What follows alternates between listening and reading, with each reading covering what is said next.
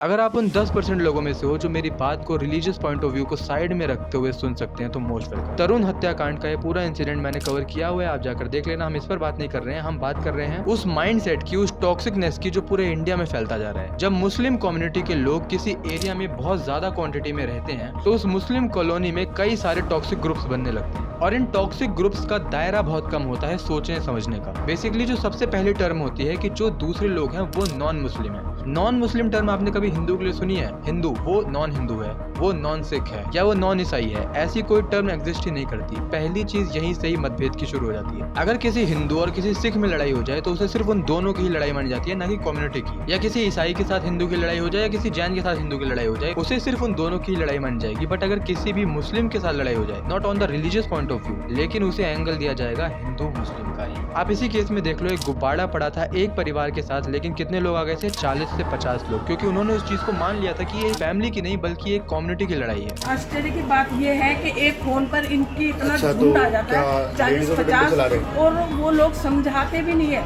केवल मारने के लिए आते हैं वो। और इसकी शुरुआत पता है कहाँ से होती है? उनके बचपन से, जहाँ उन्हें ये चीजें सिखाई जाती हैं। अब कहाँ सिखाई जाती हैं वो आप, मेरे बहुत सारे अच्छे मुस्लिम फ्रेंड्स भी हैं, बट जहाँ ये कॉलोनीज बनती हैं और लिटरेसी रेट कम होता है, या तो स्कूल नहीं जाते या तो मदरसों में जाते हैं। और इन घटनाओं को सोशल मीडिया पर पता है किस तरीके से डिफेंड किया जाता है? ये इस तरीके से डिफेंड किया जाता है। एक गलत घटना को डिफेंड करने के लिए आप दूसरी गलत घटना से उसे रिलेट कर दो कि भाई यहाँ पर इन्होंने भी तो मारा था। अब ये क्या बात होती है? जो गलत है उसे गलत एक्सेप्ट करो ना। फिर तुम मुझे बोलो कि भाई तू हिंदुओं के पक्ष में वीडियो बनाता है, तो मेरा चैनल उठाकर देख लो भाई, मैंने हर फेवर में वीडियो बनाई है। खैर, इस वीडियो को जितना हो सके शेयर करना और एक बार कल का वीडियो भी देखना।